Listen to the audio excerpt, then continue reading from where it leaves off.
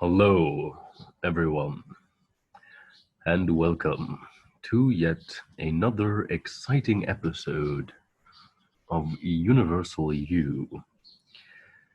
Today, I am going to be sharing with you the tale of the ship beneath the Sphinx.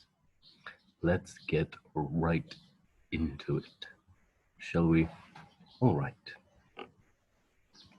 The Great Pyramid has a missing capstone, which is solid gold and is a scaled proportional representation of the Great Pyramid.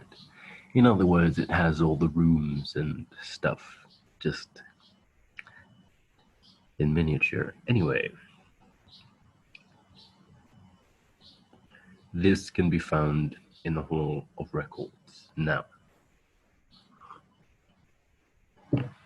the other two pyramids in Egypt have a terminating point, but the Great Pyramid has a flat surface, and there is a reason for this.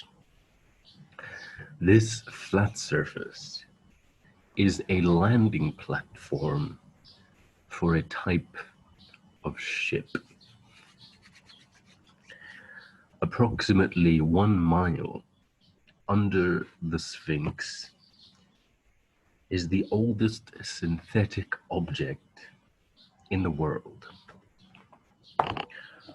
According to Thoth, it is older than any other consciously assembled matter on Earth.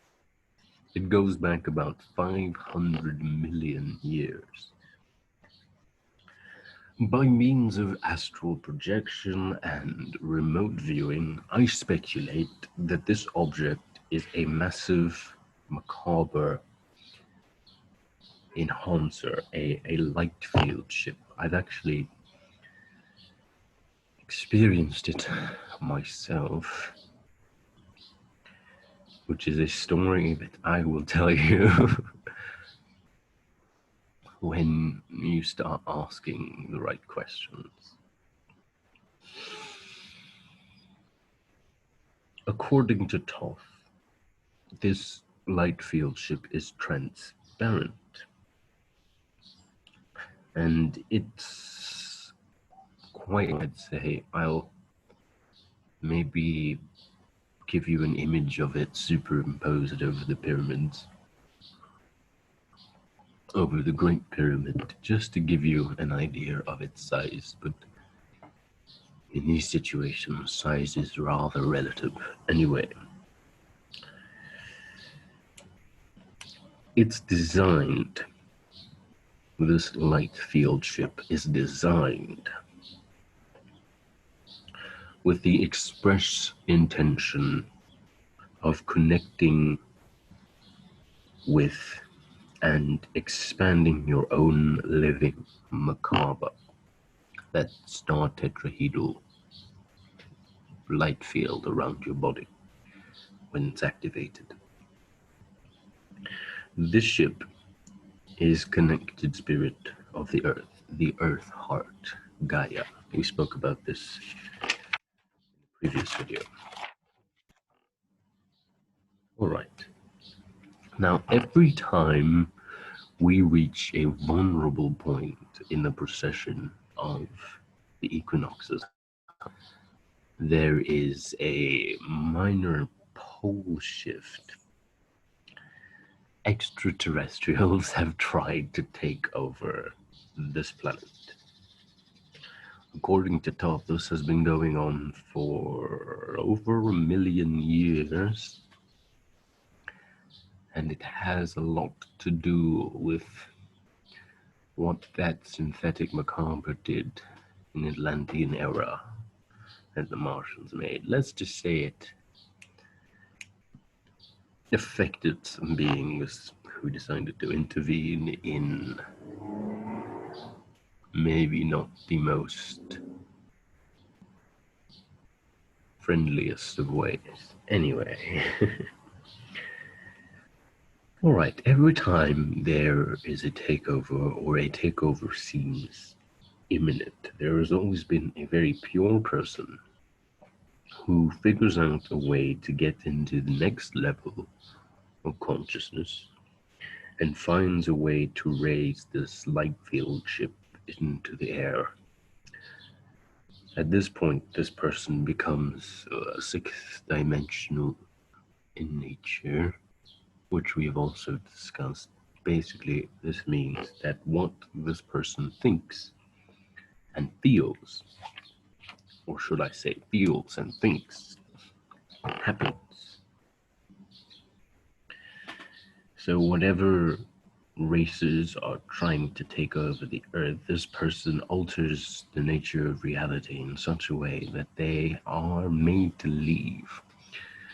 What this does, or what it's supposed to do, is keep our evolutionary process going without any outside interference.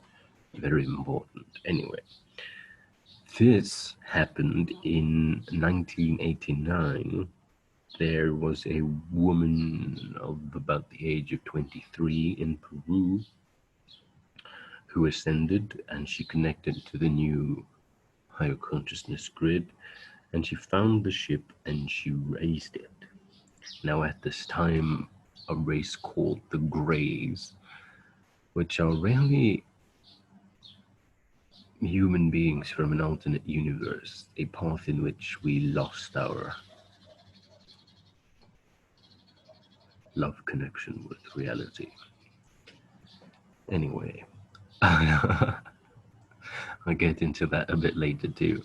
I have to do a video on all the beings from all the different star systems, but for now, at the point of 1989, the Greys were trying to take over, and this woman raised the ship, and like I said, what you think and feel, or feel and think, happens in the situation. And what she did was, she thought that all the Greys would get very, very sick, and that there would be no cure, so they had to leave, and they did. They left.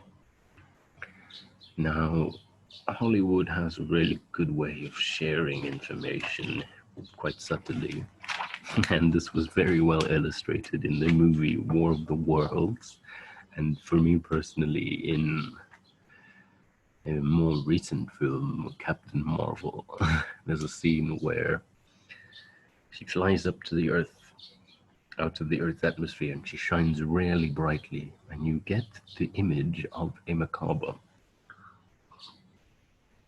and a foreign race attempting to take over the planet. Ronan, the accuser, sees the shining light and decides to leave. This was just Marvel's way of illustrating what I'm telling you here. They're really cool like that. Anyway, this also provides an accurate account for the Mandela effect, if multiverse theory is anything to go by. Based on my own research, I speculate that the universe encompasses the multiverse, and that by using this light field ship, you can shift the Earth into a version of itself where there aren't any malicious races trying to take over it. Anyway, I thought I'd just give you a little bit of detail on this light field ship that is beneath the Sphinx. For those of you who are adept at astral projection, I suggest you fly on over there and have a look for yourself. Seriously, give it a go. It'll change your worldview. This light field ship is very instrumental in assisting the Ascended Masters in the call after the Atlantis catastrophe. Now, and this needs to be said, that before the Martians activated their synthetic macabre, causing the catastrophe, the Ascended Masters, having a connection to cosmic consciousness, saw it coming. They knew it would happen, and they were prepared for it. Keep that in mind, for I'm going to tell you where this light field ship plays a very important role in re-establishing, or shall I say, merely establishing, the version of reality that we have become accustomed to over the past few thousand years. All right. Thank you for watching. As always, I really adore you. But what is important is that you love yourselves.